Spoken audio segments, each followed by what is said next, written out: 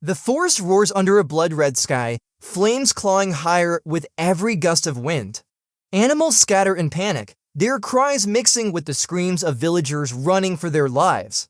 In the heart of the chaos, a lone boy stands motionless, his wooden staff digging into the ash-covered ground. His eyes shimmer with tears and rage, fixed on a shadowy figure slipping away through the smoke. "I swear, I'll make you pay," he shouts, his voice cracking as sparks rain down around him. The heat grows unbearable. The boy falls to his knees, coughing, watching helplessly as the inferno devours everything, the trees, the creatures, his home. Just as his eyes flutter shut and darkness takes him, a faint green glow pulses beneath him. The earth itself seems to whisper, refusing to let him go. Days before the fire, the forest was calm, alive with soft winds and rustling leaves.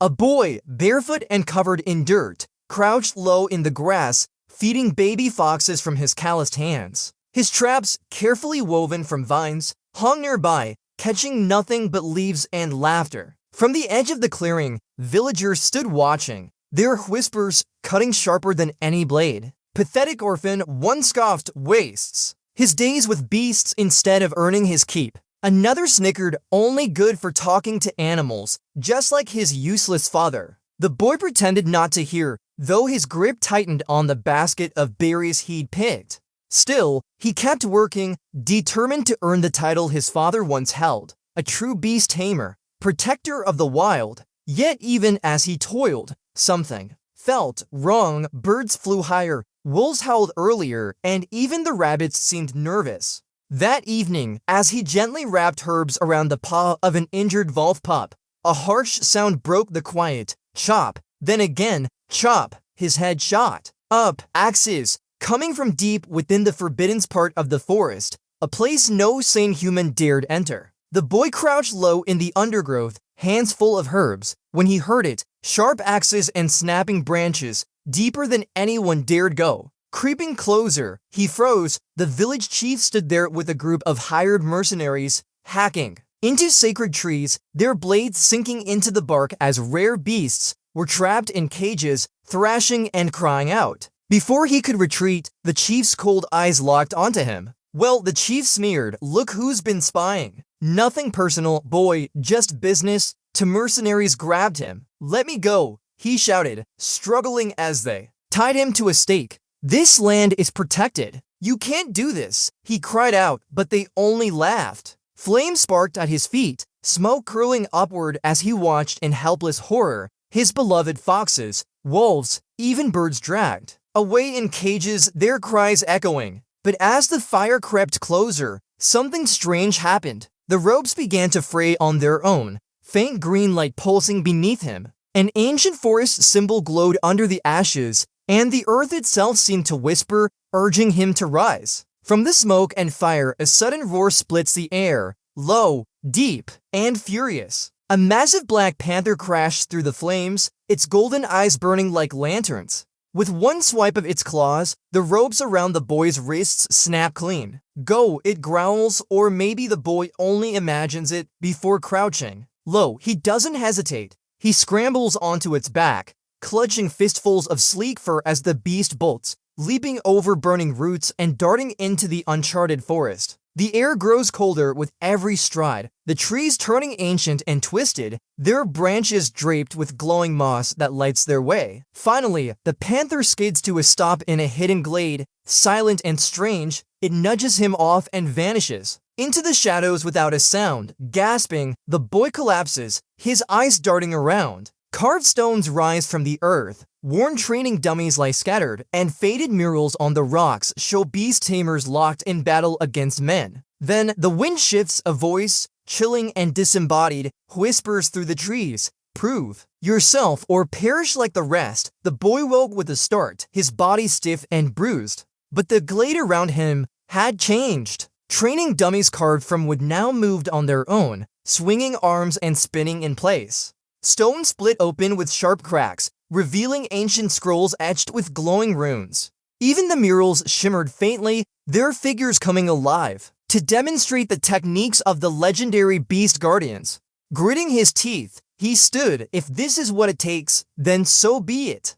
He mirrored every movement the murals showed, striking, breathing, crouching. He learned to focus his breath, steady his heartbeat, and read the tiniest flinch of a beast before it moved. His palms blistered, his legs trembled. But he refused to stop. Days bled into weeks. One by one, he tamed birds to perch calmly on his shoulder, wolves to circle at his command, squirrels to fetch, and even the most skittish deer to bow their heads to him. Then something remarkable happened. Ropes of glowing vines slithered from the ground, wrapping his hands like gloves, as if the forest itself was proud of him. But before he could admire it, the sound of crashing footsteps erupted from the shadows, breaking the silence. The silence of the glade shattered as heavy boots crashed through the underbrush. There he was, the mercenary leader, the same man who'd burned his village to ash. Clad in black armor, crossbow slung over his shoulder, the man sneered as he stepped into the clearing. Well, he mocked, cocking the crossbow. Just a little animal caretaker, playing warrior, cute. But this time, the boy's eyes didn't flinch. "You talk too much," he said coldly. The mercenary laughed until a flock of birds burst from the trees, pecking and clawing at his helmet. The man swore, swinging wildly. Before he could aim, the ground betrayed him. Squirrels darted from the undergrowth, tangling his legs in vines. "What?" he yelled, stumbling just long enough for the boy to rush in. One sharp strike with a branch to the temple, and the mercenary collapsed unconscious. The boy caught his breath but froze when his eyes fell on the mercenary's arm. Strange black runes, like burn scars, snaked up his skin, proof this wasn't just some greedy thug. Kneeling closer, the boy whispered to himself, his fists tightening. "If you're just a pawn, then who's the king?" Before the man could stir, the boy vanished into the forest shadows. The forest that night was colder than usual. Every branch seemed to groan under some invisible weight. Hidden high in the shadows of an old pine, the boy crouched, eyes narrowed on the mercenaries' camp below. The flickering firelight lit their cruel grins as they drank and boasted. One slammed his mug down. "Tomorrow we sell the rare ones to the outsiders," he said. Another chuckled darkly, and then the ritual. "Once these creatures are broken, they'll pull the fortress walls themselves." The boy's fists clenched so tight his knuckles burned. A forbidden ritual, turning beasts into mindless war machines? He slipped away before they could sense him, his breath sharp in his chest. But when he stumbled back to the glade, his stomach dropped. The ancient murals, those beautiful stories of guardians, were different now. Dark figures towered over chained animals, their eyes hollow, their claws dripping ink-black chains. Then came the voice, low and cold. "You've seen enough, now act." His jaw tightened as he straightened, shoulders squaring under the weight of what he'd heard. "I will," he whispered back, determination flaring in his chest. But then an eerie, guttural howl split the silence behind him. His blood ran cold. He wasn't alone anymore. Before dawn, the air turns heavy, and even the ground seems to hold its breath. The boy creeps closer to the mercenaries' cages, his wolves padding silently at his sides. But halfway there, an icy fog seeps through the trees, swallowing everything in sight. He freezes. Shapes begin to shift inside the mist. Long robes, twisted claws, eyes burning faint blue. Shadowy figures step out, blocking his path. Other beast tamers, but their faces are hollow, their movements feral. His knuckles whiten around his staff. "So, you're the fallen ones," he whispers. The first strikes fast, but the boy ducks and sweeps its legs. A wolf leaps onto another, fangs bared. The boy shouts now as his wolves herd too. Into a snare of vines, another shadow charges, only to trip over a hidden pit he dug earlier. His heart pounds as the realization sinks in. These cursed tamers were once the proud guardians from the murals. With a final cry, he smashes his staff into the last figure's chest, and the fog suddenly rips apart like torn silk. The cages are right there, within reach at last. But standing before them, arms crossed and grin sharp as a blade, waits the village chief. The ground shakes as the chief steps forward, clapping slowly, his cruel grin cutting through the silence. "You've lasted longer than I expected," he scoffs, then gestures. From the shadows lumbers a hulking beast, stitched from different animals, its mismatched limbs twitching and red eyes blazing. "My masterpiece," the chief sneers, pride dripping from his voice.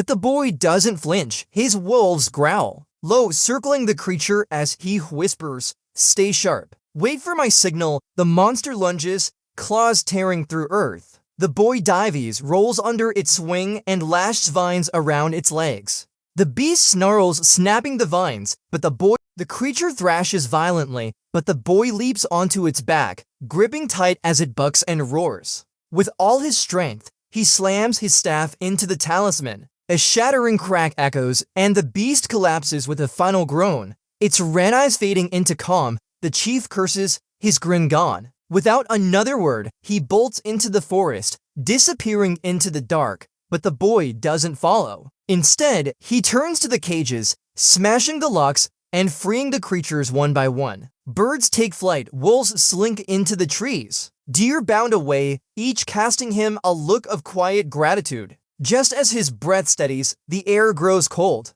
From the tree line, a dark figure steps forward, its presence heavy, its voice low. Impressive, but this is only the beginning. The ground chills as a tall figure draped in tattered robes steps from the shadows, his presence heavy and suffocating. Around him prowl beasts bigger and more savage than anything the boy has faced, claws scraping, fangs glinting, eyes glowing. The boy freezes, his knees threatening to give out. This had to be the king pulling all the strings. The figure chuckles low, voice dripping with contempt. "You're not the first to try." With a snap of his fingers, the beasts charge. The boy leaps aside just in time, the earth splitting under their weight as he scrambles back toward the glade, but the figure follows casually, his robes barely stirring, unharmed by the vines and roots that whip at him. Standing at the glade's center, he stops and smirks.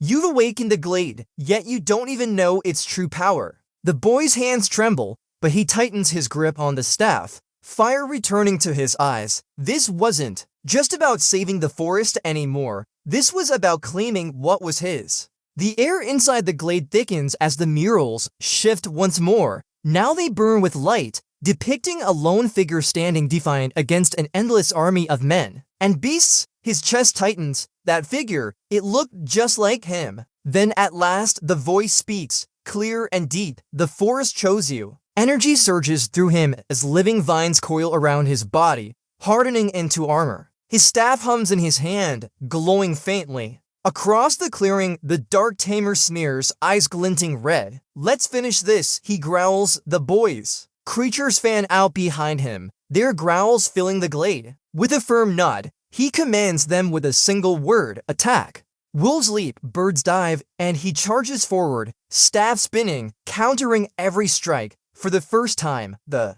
dark Tamer staggers. But just as victory seems near, the enemy slams his palm to the earth and roars an ancient word. The ground cracks, monstrous roots explode upward, and the two are torn apart, swallowed by the chaos. The earth splits beneath his feet, and he plummets into darkness, smashing onto cold stone, breath knocked out of him. Around him, glowing crystals hum faintly, casting airy light across ancient carvings etched deep into the walls. As he staggers up, his fingers brush dust from the ground, and realization strikes. He's standing in the heart of the forest. Eyes glint in the shadows, strange creatures, half stone, half beast, crouch silently, their gaze sharp but unmoving as he limps forward. At the center, atop a pedestal, rests an ancient scroll bound tight with living vines. The voice, deeper than before, whispers, "One final trial." The air grows colder. Shadows stretch across the cavern walls, twisting into dark illusions of his past. His village burning, the chief's cruel grin, his own hands blooded from failure. His chest tightens, breath quickening, but then the memory of his wolves. Trust, the bird's loyalty, the forest's whispering embrace steadies him. His grip tightens on his staff, knuckles white. "Not this time," he growls, eyes burning with resolve. The illusions snarl, clawing closer, but he throws back his head and yells, a fierce, defiant cry that echoes through the cavern. With one final surge, he lunges toward the scroll. The scroll unfurls in his hands, and the air itself seems to hold its breath. Etched on the ancient parchment is not just a technique but a rhythm, a dance of breath and motion that whispers of harmony instead of raw power. His eyes burn as he reads, heart sensing with the faint thrum of the cavern walls. He plans. his feet and begins. Each step flows into the next, his staff slicing the air as the glow of the crystals intensifies. The strange stone beasts watch silently as vines curl around him, forming a living cloak on his shoulders. The cavern hums louder with each strike until even his own heartbeat matches the forest's pulse. His movements sharpen, faster, cleaner, no wasted energy, no hesitation. The staff in his hands seems lighter now, alive, its wood humming faintly with every swing. When at last he stops, sweat dripping, the cavern lights up in one final flash. He climbs from the cavern, emerging into the cool dawn above. A cloak of leaves rests on his back, and his reforged staff gleams faintly. Alive with power, across the clearing stands the dark Tamer, arms crossed, a sneer curling his lips. Pretty lights, the Tamer mocks, but can they save you? The boy only smirks. For the first time tonight. Your beasts obey fear, he says evenly, gripping his staff. Mine obey trust. Let's see who wins. With no more words, they both charge, the earth trembling as their creatures thunder forward. The ground splits under their feet as the two Tamers unleash everything. With a roar, the dark Tamer's monstrous creations charge, fangs bared, muscles bulging, eyes glowing with fury. The boy doesn't flinch. He whistles sharp and low, and his loyal wolves dart in first, followed by birds diving from above and deer weaving through the chaos with impossible grace. Claws clash against antlers, vines whip like snakes, feathers blur the air like knives. The boy moves with the storm, staff spinning, voice calm but fierce. Left flank, cut them off, he shouts, predicting every move, weaving traps underfoot. The dark Tamer's beasts, though terrifying, stumble into snares and fall to clever counterattacks. The boy smirks until his eyes catch something wrong. The enemy's hand glows faintly, and with each strike, the beasts around him wither, their life force sucked away to fuel his own strength. A chill spikes down the boy's spine. He's draining them, he mutters, horror dawning before he can warn his own creatures. The dark Tamer's voice cuts through the noise like a blade. Too late, he sneers, and with a sharp motion, his clawed hand lunges straight toward the boy's chest. Blood drips onto the earth as the boy stumbles back, clutching his bleeding shoulder, his staff cracked and splintered in his trembling hand. The dark Tamer steps closer, his voice sharp and mocking. Just another weak guardian, he sneers, his beasts circling hungrily. But the boy lifts his head, eyes blazing like fire through the pain. His lips curl into a thin, defiant smile. Weak, he whispers, breath ragged, doesn't mean beaten. With a sharp whistle, foxes explode from the underbrush sleek shadows, with eyes like amber flames swarming and snapping at the dark Tamer, blinding him in a furious blur. Get him, the dark Tamer roars, but the boy is already gone. Melting into the trees, he stops only long enough to press vines against his wound, binding it tight. His hand rests on Evolve's head as he whispers low, almost to himself, "We're not done yet." Deeper into the forest he vanishes, footsteps silent behind him. The dark Tamer wipes fox fur from his sleeve and lets out a frustrated growl, yet his lips twitch faintly into a dark smile. Run, he mutters, voice dripping with promise, it won't save you. The boy crashed to his knees beside an ancient tree, breath ragged, blood seeping through the vines he tied around his wound. Bark digs into his palms as he whispers to himself, just a little further. But before he can catch his breath, a shadow stirs, leaves rustle. From the gloom steps an old woman draped in moss and green, her eyes sharp, almost glowing. She crouches, poking his shoulder with a gnarled stick. "You're stubborn," she mutters, unimpressed, but not hopeless. His eyes widen. "Who?" She cuts him off, smirking faintly, "The last elder of the Guardians. I've been hiding longer than you've been alive." She presses a cold salve into his hands, and the pain eases instantly. Then, leaning close, she whispers, "The dark Tamer. He was one of us once, a guardian, until greed devoured him." The boy freezes, the words sinking deep. Then his lips curl into a determined grin. If he fell, he growls, eyes burning with resolve. "Then I'll rise." The air in the clearing feels alive, thick with quiet power that hums through the trees and into his bones. The boy stands there, battered and breathless, as the elder steps forward, her voice sharp yet calm. "Here," she says, "you'll master the final stance, body, mind, and forest one. She moves first, a perfect dance of motion and stillness. He mimics her, but his feet slip, his chest heaves, his hands tremble again and again. He stumbles, collapses, but rises each time, sweat dripping into the moss as his creatures watch in solemn silence. Hours stretch into the pale light of dawn. At last, his movements flow like water, precise, unbroken. The forest seems to breathe with him, vines stirring, leaves whispering. A soft crack echoes as his staff transforms into a flawless weapon of wood and stone, gleaming faintly. The elder finally nods, her eyes narrowing. "Good," she murmurs, then her words land like a blade. "Next time you face him, it's not just your life on the line. It's the forest's soul." The night burns red as smoke coils above. The trees, thick and bitter. The boy crouches high in the treetops, his eyes narrowing at the sight below. Asterisk, asterisk, asterisk.